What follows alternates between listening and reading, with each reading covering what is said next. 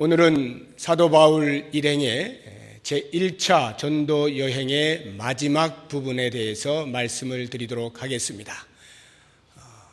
1차 전도 여행을 처음부터 한번 정리를 해보자고 하면 수리아 안디옥에서 성령께서 지시하심을 따라서 두 사람을 따로 세우고 금식하여 기도하면서 안수하여 보내게 됩니다. 그렇게 해서 시작되어진 제1차 전도 여행은 실루기아로 내려가서 배를 타고 지중해 연안에 있는 큰 섬들 가운데 하나인 구브로 섬으로 도착을 합니다. 가장 동쪽에 있는 살라미에 이르러 그곳에서부터 가장 서쪽에 있는 바보라고 하는 곳까지 육로로 걸어서 쭉 전도하면서 나아가다가 바보에 이르러서 서기오 총독 바울을 만나게 되고 또 거기에서 거짓 선지자 마술사인 바예수라 하는 엘루마를 만나게 됩니다. 그래서 엘루마에 대하여서 징계를 하고 서기오 바울 총독이 구원받는 일들이 있었죠. 그 바보에서부터 다시 배를 타고 밤빌리아에 있는 버가로 가게 됩니다. 그 버가에서는 마가 요한이 그만 어떠한 사정에 의하여서 다시 예루살렘으로 돌아가게 됩니다. 그러나 바울과 바나바 일행은 계속하여 전도 여행을 시작하죠. 그래서 그 버가에서부터 북쪽으로 올라가 비시디아 안디옥에 도달을 합니다. 그 비시디아 안디옥에서 복음을 전할 때 놀라운 일들이 많이 일어납니다. 수많은 사람들이 계속하여 말씀을 듣기를 원하였습니다. 그래서 안식일 또 그 다음 안식일 말씀을 전하는 중에 1년에 유대인들로 인하여서 쫓겨남을 당하게 되죠. 그래서 그곳에서 나와 이고니온이라고 하는 곳으로 가게 됩니다. 역시 이고니온에 도착해서도 유대인의 회당을 찾고 거기에서 복음을 전하게 됩니다. 많은 사람들이 역시 돌아오는가 하면 또 한편으로는 사람들을 부추겨서 그들을 쫓아내고자 하는 일련의 무리들이 있었습니다. 그들로 인하여서 돌에 맞아 죽을 것에 대한 소식을 듣고 피신을 하죠. 그래서 옆에 있는 루가오니아라고 하는 지방의 루스드라 성으로 가게 됩니다. 거기에 가니까 나면서부터 한 번도 걸어본 적이 없는 안진뱅이가 있어 말씀으로 치유를 하죠. 그렇게 해서 일어나게 된 것을 보게 될 때에 루스드라에 있는 수많은 사람들이 신이다 하여서 바울과 바나바를 신으로 섬기고자 제사를 지내려고 할 때에 그들이 굳고 말리는 장면을 우리는 지난주에 보았습니다. 그래서 그렇게 말리자마자 아이러니하게도 또 다른 한편에서 이고니온과 루스드라에 있던 그 유대인들이 이들을 이제 몰아내기 위하여서 돌로 칩니다. 바울을 돌로 치는데 죽기까지 돌로 쳐서 죽은 줄 알고 성 밖으로 내치죠. 죽은 시체는 성 안에 둘 수가 없기 때문에 성 밖으로 내친 것입니다. 그들이 볼 때는 죽은 것이죠. 그러나 호련히 그들이 일어나게 됩니다. 바울이 일어납니다. 그래서 다시 루스드라 성 안으로 들어갔다가 하루를 유하고 이튿날 더베로 가게 됩니다. 거기가 이제 1차 전도 여행의 마지막 최종지가 되겠습니다. 오늘 우리가 보게 되는 21절부터는 그 더베에서 어떤 일이 있었는가, 그리고 그 이후에 귀환하는 장면과 교회에 도착하여서 보고하는 장면을 기록해 놓고 있습니다. 21절을 보시기 바랍니다. 복음을 그 성에서 전하여 많은 사람을 제자로 삼고, 여기 그 성이란 더베에 있는 성을 말하는 것입니다. 더베에서 복음을 전할 때 많은 사람을 제자로 삼았다, 복음을 받아들인 사람이 많이 있었다 하는 것을 금방 알 수가 있습니다. 그럼에도 불구하고 그들이 계속 거기에 머물러 있지 아니하고 이제 다시 귀환을 하는 길에 오르게 됩니다. 이 귀환하는 장면과 교회에 가서 보고하는 장면을 통하여 오늘 우리는 말씀이 우리에게 주는 교훈을 몇 가지 찾고자 합니다.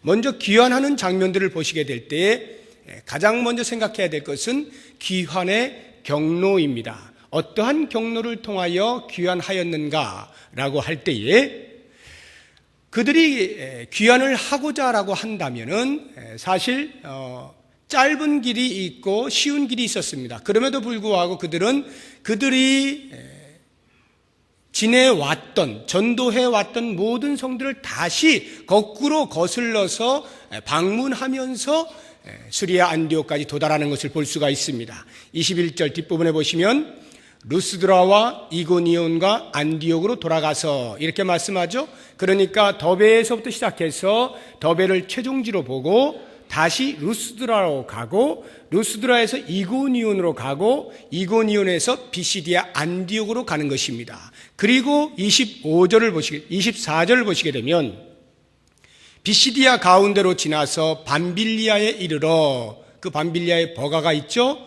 25절 말씀을 버가에서 전하고 아달리아로 내려가서 배를 타기 위하여 아달리아로 간 것입니다.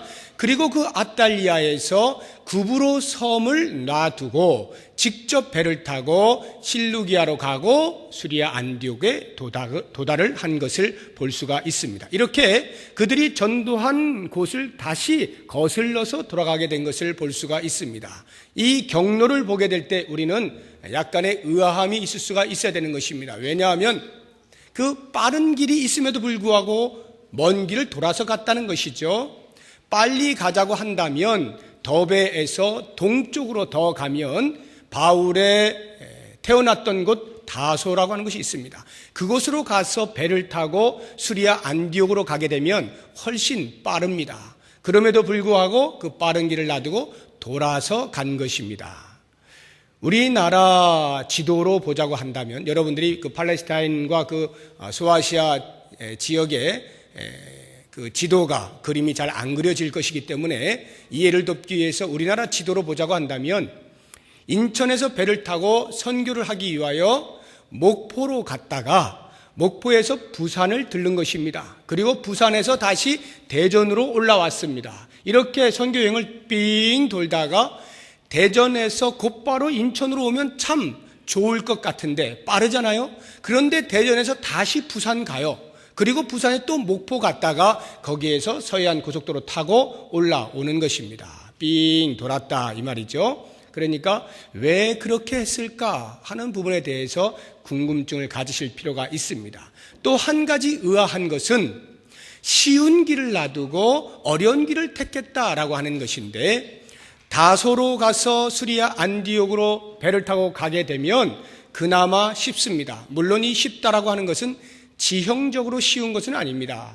백길 타고 하는 것이 쉽지는 않아요. 어렵지만 그들이 지나왔던 길을 다시 돌아가는 길에 비하면 대단히 쉽습니다. 어떤 면에서 쉬운가 하면 지형적으로 쉬운 것이 아니라 그들이 지나왔던 그 모든 도시들에서는 반겨주는 사람들이 있었는가 하면 반면에 그들을 내쫓으려고 하는 무리들이 있지 않았습니까? 그러니까 그들에게로 다시 간다라고 하는 것은 그 무엇보다도 목숨이 위태할 수 있는 것이기 때문에 어려운 길이 되는 것입니다. 쉽게 이야기하면 대적의 소굴로 다시 뛰어드는 격이 되는 것이죠. 그것을 마다하고 그들이 다시금 루스드라를 거쳐서 이고니온과 비시디아 안디옥과 쭉 돌아서 수리아 안디옥까지 가고 있는 모습입니다. 우리는 이 경로를 보게 되면서 왜 그렇게 경로를 택하였을까 하는 부분에 대해서 성경의 답을 볼 수 있어야 합니다. 왜 그렇게 택하였을까? 성경은 이렇게 이야기합니다. 한마디로 교회를 든든히 세우기 위함이다. 이렇게 설명해 주고 있습니다. 교회를 든든히 세운다라고 하는 말씀을 듣는 순간에 우리는 생각을 해야 됩니다. 사도 바울 일행이 전도를 하면서 만난 도시들마다 복음을 전하고 곧바로 옮겨간 것이 아니라 복음을 전한 이후에 교회를 만들었구나 하는 것을 알아야 됩니다. 교회를 만든 거예요. 신앙 공동체를 만들었습니다. 예수 그리스도를 믿는 믿음의 사람들의 무리들을 모아놓고 공동체로 살아갈 수 있도록 하였습니다. 그러한 교회들이 그들이 지나온 도시들마다에 있었던 것이죠. 그래서 이 사도 바울은 그들을 다시 방문함으로써 연약한 지체들을 강하게 세우기 위하여 다시 왔던 곳으로 돌아가게 된 것입니다. 22절을 보시기 바랍니다. 22절 같이 한번 읽어보겠습니다. 제자들의 마음을 굳게 하여 이 믿음에 머물러 있으라 권하고 또 우리가 하나님의 나라에 들어가려면 많은 환난을 겪어야 할 것이라 하고, 거기를 보시면 제자들의 마음을 굳게 하여 믿음에 떨어지지 아니하도록, 믿음에 유하도록 권하겠다라고 하는 것 아니겠습니까? 제자들의 마음을 굳게 한다는 말은 굳어질 그 무엇이 그들의 마음 가운데 있었다는 것이죠. 그게 무엇입니까? 전도팀들이 전한 복음이잖아요. 생명이잖아요. 그 생명이 그들의 마음 가운데 있어요. 그런데 그것이 아직은 연약하다는 거예요. 아직은 꼭꼭 다져지지 않았다는 것입니다. 흔들릴 수가 있다는 거예요. 그래서 그것을 다지기 위하여서 다시 돌아갔다라고 하는 것이죠. 왜 그들의 믿음이 흔들릴만 할까요? 당연하죠. 말씀을 듣고 곧바로 성숙해질 수 없잖아요. 불과 1, 2년 사이에 어떻게 금방 쑥 자라날 수가 있습니까? 그러니까 복음을 듣고 나서 그 성도들의 마음 가운데 말할 수 없는 기쁨이 있고 감격이 있었지만, 그러나 그렇게 복음을 따라 사는 삶을 살아내는 데 있어서는 어려움이 있는 거예요. 지금까지 살아온 방식이 있고 여전히 옆에서 이야기하고 있는 많은 삶의 방식들이 있습니다. 눈으로 보고 있는 것이 있어요. 그것들이 충돌을 일으키지 않습니까? 그러니까 갈등이 생기는 거예요. 야, 이렇게 사는 것이 정말 맞는 것일까? 이렇게 사는 것이 정말 지혜로운 것일까? 라고 하는 생각 때문에 혼란스러운 것입니다. 예수 그리스도를 따라 복음의 사람으로 살아가는 삶의 방식이 익숙하지 않기 때문에, 어설프기 때문에 늘 마음에 흔들림이 있는 거예요. 거기에다가 전도팀은 없죠. 그러니까 누가 꽉 붙잡아 줄 사람이 없잖아요. 그래서 흔들릴 수 있는 것을 이미 알게 된 이 전도팀이 다시 돌아가서 그들의 마음을 굳게 잡아주는 거예요. 믿음에서 떨어지지 아니하도록 굳게 잡아주는 것입니다. 뿐만 아니라 이제 그들에게는 예수를 믿는다는 것 때문에 혹시 전도팀이 갔을 때 이미 주변에서부터 핍박을 받았을런지도 모르겠습니다. 또한 앞으로 계속하여 핍박을 받게 되어질 것입니다. 그 모든 환난들이 눈앞에 선한 거예요. 그러니까 이 전도팀들이 그냥 지나칠 수가 없는 것입니다. 가서 말을 해 주어야 되는 거예요. 사랑하는 여러분, 우리가 복음을 전하였다 하여서, 여러분들이 그 복음 안에 있다 해서 생명을 받았다 하여서 이제부터는 아무런 문제도 없고 평탄대로가 펼쳐지는 그러한 삶은 아닙니다. 예수 그리스도를 믿는다는 것 때문에 오히려 여러분들의 앞길에는 많은 환난이 있게 되어질 것입니다. 여러분은 그것을 알아야 합니다. 그러나 그런 환난이 있다 할지라도 믿음에서 떠나지 마십시오. 왜냐하면 그 환난이 곧 우리가 하나님 나라에 가는 그 길에 서 있는 것이기 때문입니다. 우리는 그 환난을 겪고 넘어설 때에 하나님 나라에 들어갈 수 있는 것입니다. 이 말을 해주기 위하여 그들은 다시금 돌아가게 된 것입니다. 예수를 믿는다 하여서 우리에게 아무런 어려움이 없다면 얼마나 좋겠습니까? 그러나 성경을 보니까 그렇지가 않아요. 이 당시는 더더욱이나 그렇습니다. 더더욱이나 예수 믿는다라고 한다면 주변으로부터 조롱을 받고 무시를 당하는 것은 말할 것도 없거니와 심각한 핍박을 받고 심지어는 목숨이 빼앗길 수도 있는 위태한 상황이었어요. 그러니까 이 전도자들은 그와 같은 말을 안 해줄 수가 없는 것입니다. 그럼에도 불구하고 담대히 서십시오. 하나님의 나라가 여러분 앞에 있습니다. 이렇게 외치는 것입니다. 그리고 그들이 교회를 든든히 세우기 위하여 또 한 가지 한 것이 있는데 23절에 나옵니다. 다 같이 23절을 읽어보겠습니다. 각 교회에서 장로들을 택하여 금식 기도하며 그들이 믿는 주께 그들을 위탁하고, 각 교회에서 그들이 지나다니는 그 도시에 세워진 교회들마다에서 장로들을 택하였습니다. 즉 교회의 지도자를 세웠습니다. 그렇게 함으로써 교회를 든든히 세워나가겠다라고 하는 것입니다. 그런데 이 장로들을 세우고 그 다음 말을 보십시오. 그들이 믿는 주께 그들을 위탁하고, 전도팀들이 가서 장로들을 세운 다음에 그 지도자들을 주님께 위탁을 하였다라고 하는 이 말이 갖는 의미가 무엇이겠습니까? 주님께 위탁하는 데에는 여러 가지 이유가 있을 것인데 무엇보다 먼저 그 사도 바울과 그 전도팀이 볼 때에 이제 막 생겨난 교회의 성도들이 믿음이 크면 얼마나 크겠습니까? 큰 자가 있으면 얼마나 크겠어요? 다 그만하지 않겠습니까? 이제 막 자라난 그 사람들이 그 외압들이 있고 마음에서도 심각한 갈등들이 생겨나는데 그 가운데서 믿음을 바르게 잘 지키게 하는 것이 얼마나 어렵겠어요. 그러니까 비록 지도자로 세웠다 할지라도 그 지도자들이 연약하기 때문에 주님 붙들어 주십시오. 주님 이들을 붙들어 주십시오 라고 하는 주님께 위탁을 하는 거예요. 염려해서 그들을 위탁을 하는 것이죠. 그런가 하면 주님께 위탁을 한다는 말은 비록 교회의 지도자가 세워져서 그 지도자들이 교회를 치리하고 다스리고 잘 섬긴다 할지라도 정작 내용상 교회를 다스리는 분은 지도자가 아니라 예수 그리스도 교회의 머리 되신 주님이시다 라고 하는 것을 의미하는 것으로 그 지도자들을 주께 위탁한다는 것입니다. 뿐만 아니라 이 지도자들로 세움받은 사람들이 해야 하는 일이 있다라고 하면 그것은 오직 주님만이 나의 구세주이십니다를 고백하면서 주님 없이는 살 수 없는 인생입니다. 나의 주인은 주님이십니다. 라고 하는 고백을 함으로써 성도들의 모범이 되어지는 바로 그것이 주께 위탁한다 라고 하는 말의 의미인 것입니다.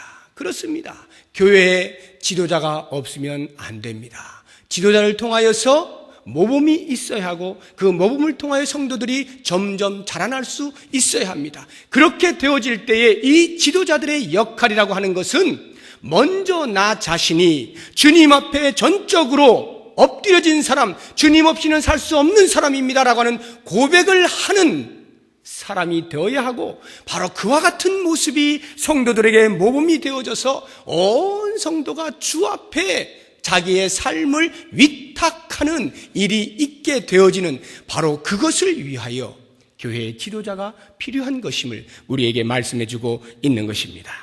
그래서 사도 바울이 갈라디아서를 보게 되면 이렇게 고백을 합니다. 이 갈라디아서는 지금 제가 말씀드렸던 제1차 전도여행을 쭉 지나간 그 도시들, 그 전체를 갈라디아 지방이라 이렇게 말을 합니다. 그 소아시아를 갈라디아 지방이라 하는데 이 갈라디아서가 바로 거기에 있는 교회 성도들에게 쓴 편지거든요.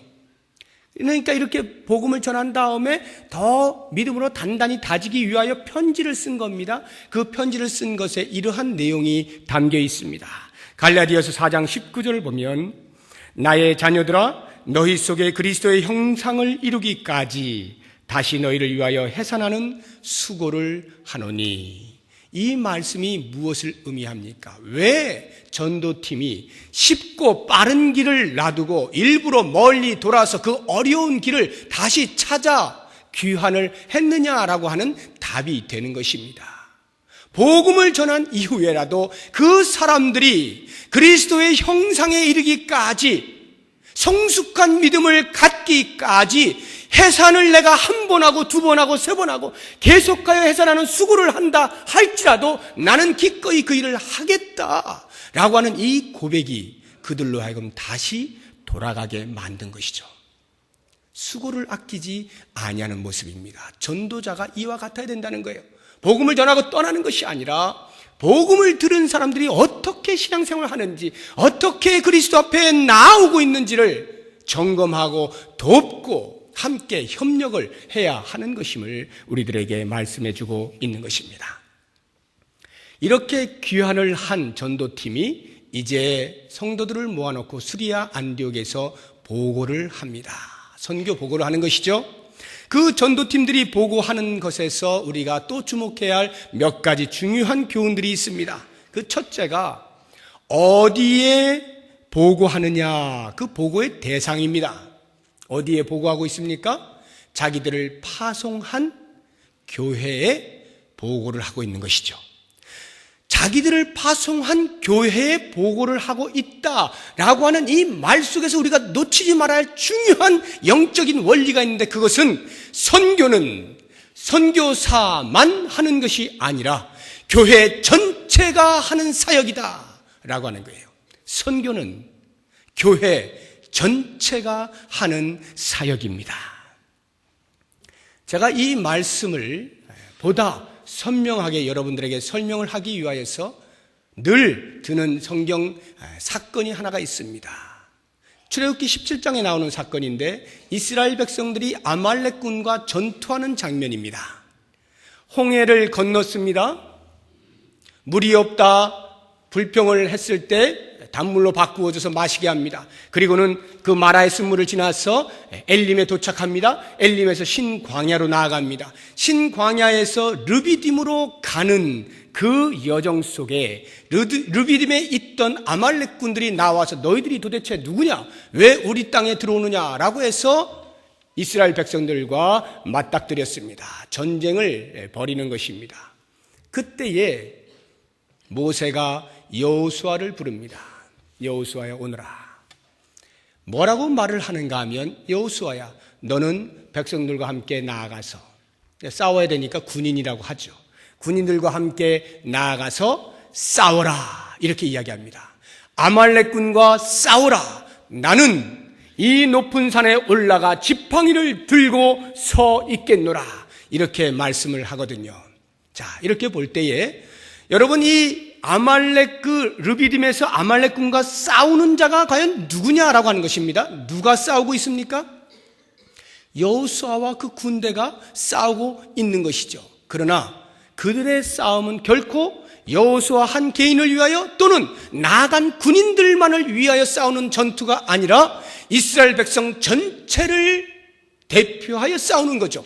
아말렉 군인들이 싸우는 것은 여호수아와 그 앞에 나와 있는 군인들과만 싸우는 게 아닙니다. 이스라엘 백성 전체가 이 르비딤 땅에 들어오지 못한다, 이것 아니겠습니까? 그러니까 아말렉군과의 싸움은 이스라엘 전체의 싸움인 것을 알아야 합니다. 우리가 복음을 들고 악한 세력 가운데로 들어가 하나님의 나라를 확장시키는 선교의 사명, 전도의 사명을 감당하고자 할 때에 그것은 거기에 나아간 선교사들만이 아니라 선교사를 파송한 교회 전체가 싸우고 있는 것을 알아야 하는 것입니다. 온 교회가 선교의 사명을 감당하고 있는 것을 분명히 깨달아야 하는 것입니다. 그래서 사도행전 13장 3절을 보시게 되면 그들이 최초에 어떻게 보내는지 나오고 있습니다. 2절 뒷부분부터 보시게 되면 성령이 이르시되 내가 불러시키는 이를 위하여 바나바와 사울을 따로 세우라 하시니 이에 온 교회가, 제가 지금 붙인 겁니다. 온 교회가 금식하며 기도하고 두 사람에게 안수하여 보내니라. 만약에 선교사들만 하는 일이라고 한다면 굳이 이렇게까지 할 필요가 뭐가 있겠어요? 그러나 이 선교가 곧 성령께서 우리 모든 교회에 요청하시는 것임을 알았기 때문에 이 수리아 안디옥의 교회가 그들에게 파송을 할 때, 그들을 파송할 때에 금식하며 기도하면서 안수하여 보내는 것 아니겠습니까? 우리가 함께 간다. 너희가 대표하여 가라. 우리가 같이 간다. 이 뜻 아니겠습니까? 그렇다고 한다면 온 교회가 선교에 동참하는 것이라 할 때에 어떠한 방식으로 교회는 선교에 동참을 하게 됩니까? 그것을 다시 본문으로 돌아와서 보시면 27절, 26절을 보시기 바랍니다. 26절의 뒷부분에 보시게 되면 전에 하나님의 은혜에 부탁하던 곳이라, 그 수리아 안디옥 교회를 말하는 거예요. 전에 하나님의 은혜에 부탁하던 곳이라. 하나님의 은혜에 부탁하였다 라고 하는 말이 무엇입니까? 성도들이 바나바와 바울을 보내놓고 저들을 하나님의 은혜에 부탁합니다 라고 하는 그 말의 의미가 뭐예요? 함께 기도한다는 거죠. 함께 기도함으로 동참한다는 것이죠. 우리는 간절히 기도하니까 너희들은 가서 싸우라, 복음을 전하라, 이 말 아니겠어요? 이것이 하나님의 은혜에 부탁하는 행위가 아니겠습니까? 자, 그렇다고 한다면 다시 아말렉군과의 전투를 상상해 보시기 바랍니다. 모세가 여호수아와 그 군대를 내보내놓고 무엇을 합니까? 산에 올라가죠. 두 손을 들면 저 땅에서 여호수아가 이기고, 손을 내리면 여호수아와 그 군대가 지는 일들이 벌어집니다. 이 손을 들고 내린다는 말의 의미는 기도한다는 거예요. 기도하거나 기도하지 않거나, 기도하거나 기도를 멈추는 행위를 말하는 것입니다. 그러면 모세가 산 위에서 기도를 할 때에는 여호수아가 이기고, 기도하기를 멈추면 여호수아가 패하는 거예요. 이스라엘군이 패하는 거예요. 자, 이렇게 볼 때 과연 여러분들은 진정한 전방이 어디라고 생각하십니까? 정말로 싸움이 일어나는 곳이 어디라고 생각하십니까? 총칼을 들이밀고 있는 그 싸움터가 싸움터입니까? 아니면 하나님 앞에 기도하고 있는 그 기도처가 싸움터입니까? 여러분들은 어디가 전방이라 생각하십니까? 비록 여호수아와 그 군대들이 칼을 휘두르고 총을 쏘고 대포를 쏜다 할지라도 그것이 승패를 결정짓는 것이 아니라 모세와 아론과 훌이 손을 들고 기도하며 온 백성들이 그 전쟁을 위하여 기도할 때에 승패가 결정지어진다라고 한다면 과연 전방은 어딘가? 기도하는 곳 아니겠어요? 기도하는 곳 아니겠습니까? 그렇게 볼 때에 교회 전체가 사역에 임한다, 교회 전체가 선교를 한다라고 하는 의미는 바로 이 부분입니다. 기도하는 것으로 오히려 선교에 더욱 적극적으로 동참을 하는 거예요. 그러니까 만약에 교회가 선교사를 파송해 놓고 무관심합니다, 소홀히 합니다, 별로 생각을 안 합니다, 우리의 기도 가운데 들어와 있지 않습니다, 어떻게 될까요? 그 선교지는 볼 것 없습니다. 그 선교사 볼 것 없어요. 이미 게임이 끝난 거예요. 교회가 전도팀을 구성해서 전도합니다. 그런데 교회가 기도하지 않습니다. 어떻게 될까요? 아무 일도 일어나지 않습니다. 계속해서 깨지는 소리만 들려옵니다. 나갔더니 창피만 당했어, 나갔더니 혼만 났어, 부끄러워서 다시는 못하겠어, 이런 소리들로 가득 차게 될 것입니다. 기도하지 아니하면 그 전쟁은 지게 되어 있는 거예요. 그러니까 우리 교회가 선교사를 파송하고 우리 교회가 전도대를 파송하고 여기저기에서 전도를 할 때에 온 교회가 해야 하는 일은 하나님 앞에 기도하는 것입니다. 두 손을 들고 그 선교사를 향하여, 그 전도팀을 향하여, 그 선교지를 향하여, 그 전도지를 향하여 기도하는 것입니다. 하나님, 사탄의 세력이 물러가게 하여 주옵소서. 하나님의 영광이 드러나게 하여 주옵소서. 기도하는 거예요. 그와 같은 기도가 있을 때에 거기에서 승리의 소식이 들려오는 것입니다. 만약에 우리가 기도하지 않음에도 불구하고 우리의 전도팀들이 나가서 전도를 잘해요, 우리가 파송한 선교사가 그곳에 승리하는 소식들을 보내와요, 여러분 눈물을 흘려야 합니다. 그것은 우리가 기도하지 아니함에도 불구하고 승리한다면 그것은 우리가 해야 할 그 기도의 사명을 다른 교회가 하는 거예요. 다른 성도가 하고 있는 것입니다. 다른 사람의 기도를 통해서 하나님께서 역사하시는 거예요. 마땅히 우리가 해야 할 것을 우리가 하지 아니할 때에 다른 사람을 통해서라도 하나님의 일을 이루시고야 마는 그 일들을 보게 될 때에 과연 우리가 어떻게 해야 되겠습니까? 계속해서 무관심해야 될까요? 계속해서 열심히 하십시오, 제가 물질로 후원해 드릴게요 하고는 기도하지 않아도 될까요? 아닙니다. 이제 우리는 마음을 열고 이것이 바로 나의 사명인 것을, 그곳에 멀리 가 있는 그 선교사보다 오히려 이 자리에 앉아서 무릎을 꿇고 기도하는 이것이야말로 더 치열한 싸움터인 것을 우리가 알아야 합니다. 그리고는 눈물을 뿌려가면서 그 선교지를 위하여 기도하게 되어질 때에 온 교회가 선교에 동참하게 되는 것이고 그때에 귀한 열매를 맺게 되는 것입니다. 전도팀들이 돌아와서 보고한 내용이 무엇입니까? 보고한 내용을 보십시오. 무엇을 보고하는가? 26절에 이렇게 나옵니다. 거기서 배 타고 안디옥에 이르니 이곳은 두 사도가 이룬 그 일을 위하여. 저자인 누가는 정확하게 이야기하고 있습니다. 두 사도가 이룬 그 일을 위하여. 이루었다는 것은 완수했다는 말입니다. 그 일은 복음을 전하는 사역을 말합니다. 전도 사역이죠. 두 사도가 완수한 전도 사역. 다시 말하면 두 사도가 행한 일들을 보고했다라고 하는 말이죠. 그러나 성경은 거기에서 그치지 아니합니다. 두 사도가 목숨을 걸어가면서 복음을 전한 것이지만 그럼에도 불구하고 성경은 한 걸음 더 나아가서 훨씬 더 근원적이고 궁극적인 이야기를 해줍니다. 26절입니다. 27절입니다.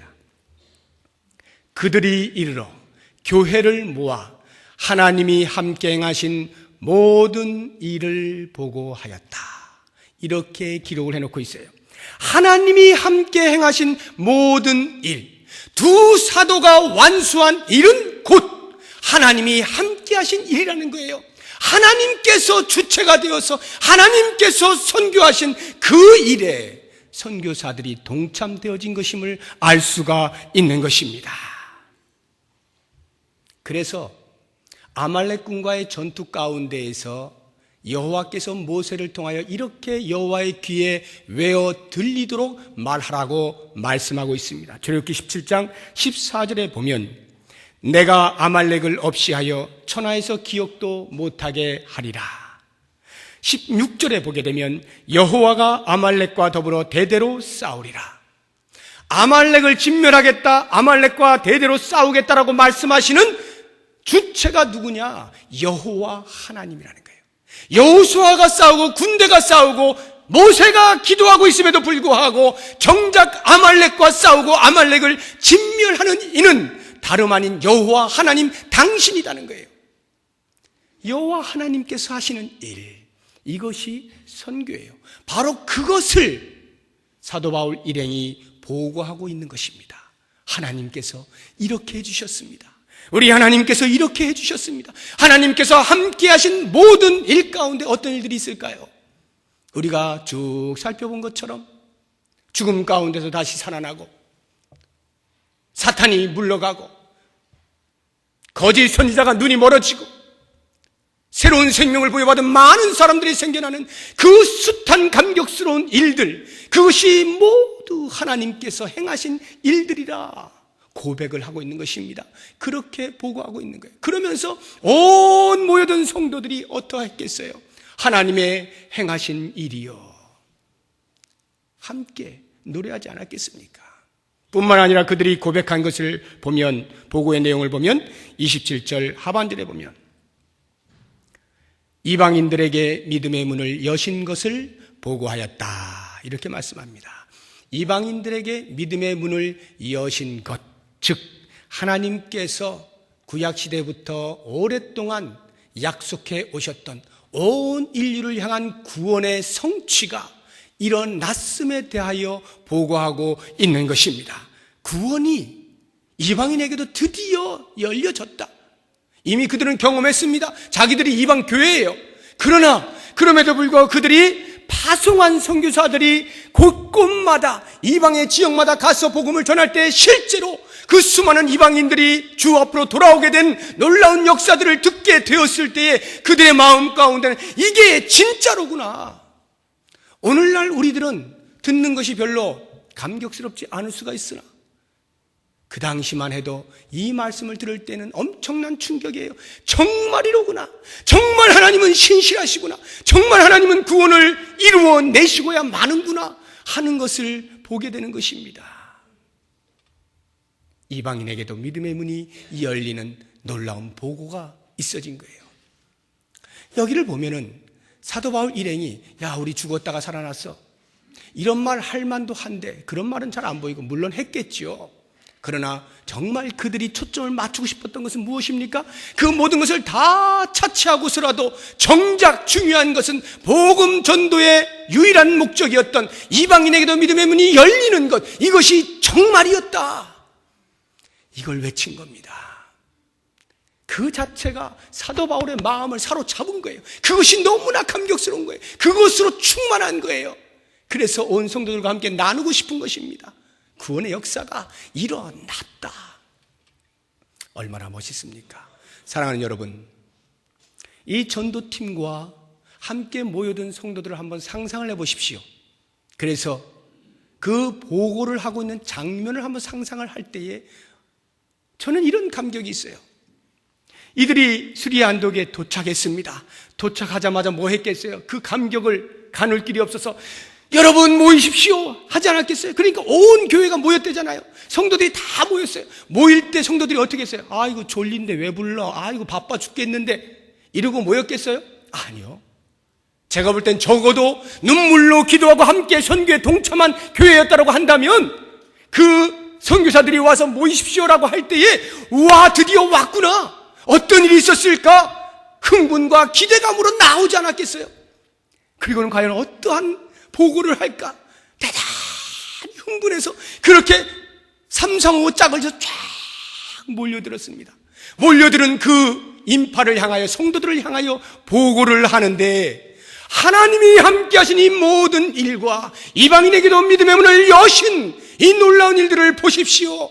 말을 할 때에 듣고 있던 모든 성도들의 마음 가운데는 이 전도팀들 못지않은 뜨거운 가슴이 감격스럽고 놀랍고 큰 기쁨이 있지 않았겠어요? 사도 바울이 돌에 맞아 죽을 정도였으니까 적어도 제가 상상하기에는 얼굴에 몇 군데 흉터는 있었을 겁니다. 뭐 벌떡 일어났다고 해서 뭐 흉터가 싹 사라지고 그런 것 아니잖아요. 그러니까 뭐 아픈 흔적이 다 있었을 터인데 분명히 얼굴이 심상치 않아요. 그런 걸 보면서도 그럼에도 불구하고 그 사람을 통하여 역사하신 하나님의 능력, 복음이 편만하게 펼쳐지는 그 사실을 듣게 되어질 때에 온 성도들이 얼마나 큰 기쁨 가운데 있었겠어요. 그래서 그들이 하는 일이 뭐겠습니까? 그리고는 보고 끝 쭉 헤어졌겠어요? 아니요. 그 놀라우신 하나님을 찬양하느라 감격에 기워서 찬양하느라 자리를 떴겠습니까? 아버지 하나님이여, 아버지의 능력이 놀랍습니다. 드디어 하나님께서는 약속을 성취하시는군요. 오 하나님 감사합니다. 영광을 돌려드립니다. 하나님께 두 손 두 팔을 들면서 영광스러운 찬양을 올려드리지 않았겠어요? 그 장관을 한번 상상해 보시라고요. 이것이 하나님의 선교예요. 복음이 전해지는 곳에 이와 같은 교회 전체가 움직이는 감격과 감동이 있는 것입니다. 우리 교회가 이런 교회가 되기를 원하는 거죠. 복음을 전한다라고 할 때 남 이야기 듣지 마시라는 겁니다. 이제부터 복음을 전한다 하면 적어도 나에게는 전방에 갈 준비를 하고 있어야 되는 거예요. 무릎을 꿇으라는 것입니다. 기도하라는 것입니다. 기도함으로 동참하여서 정말로 하나님이 어떻게 역사하시는지, 과연 하나님께서 부평을 어떻게 뒤집어 놓으시는지, 인천을 어떻게 사용하시는지, 열방 가운데 하나님의 이름을 어떻게 높여 나가시는지 우리의 기도하는 행위를 통하여서 같이 참여하자는 것입니다. 이 은혜를 우리가 왜 남에게 빼앗겨야 됩니까? 우리가 누려야 되죠. 하나님께서 우리에게 누리라고 주신 복 아닙니까? 그러니까 사랑하는 여러분, 오늘 이 말씀을 통하여서 이제 우리의 마음 가운데 다시 한번 다짐을 할 수 있기를 원합니다. 사도 바울의 귀환을 통해서 우리에게 주시는 교훈, 하나님의 교회를 바르게 세워나가고 그 바르게 세우기 위하여 지도자를 주실 때 지도자는 모범으로 섬기고 온 성도들은 그 모범을 좇아서 그리스도의 성품에 이르기까지 자라나가는 성숙이 있어야 할 것이며, 전도자는 개인이든 교회가 되었든 한 생명이 새로 나오게 될 때, 그 생명을 부여잡고 나오게 될 때 그냥 그것으로 방치하는 것이 아니라 그가 끝까지 자랄 수 있도록 교회가 토양을 마련하고 성숙한 자리로 이끌어내는 사명을 감당해야 되는 것, 이것이 우리의 교회가 되기를 원합니다. 뿐만 아니라 보고를 통하여서 우리에게 주시는 이 도전, 하나님의 선교는 어느 한 사람에게 주어진 것 아니라 온 교회에 주어진 사명인 것을 알고 어떠한 모양으로든지 그 선교에 직접적으로 참여하게 됨으로써 하나님께서 교회에 맡겨주신 사명을 잘 감당하여서 모두가 영광을 돌리고 찬양을 올릴 수 있는 그 영광스러움에 동참을 하고 하나님의 세상을 향하신 선교에 우리를 불러주신 것만 해도 감사하고 감격하여서 그 동역자로서의 사명을 잘 감당해내는 우리 모든 성도님들 되시기를 주의 이름으로 축복합니다. 기도하겠습니다. 하나님 아버지, 기도하는 자리에서부터 선교가 시작되는 것을 우리로 알게 하시니 감사합니다. 무뎌졌던 우리의 무릎이 다시 한번 주 앞에 무릎을 꿇고 은혜의 보좌 앞에 가까이 나와 엎드림으로 주의 거룩한 맡겨주신 사명을 감당케 하여 주옵소서. 기도하는 자리가 우리의 전쟁터인 것을 알게 하여 주셔서 눈물로 기도하는 가운데에 주의 놀라운 복음의 역사가 곳곳마다에서 열매 맺혀지도록 축복하여 주시옵소서. 예수 그리스도의 이름으로 기도드립니다. 아멘.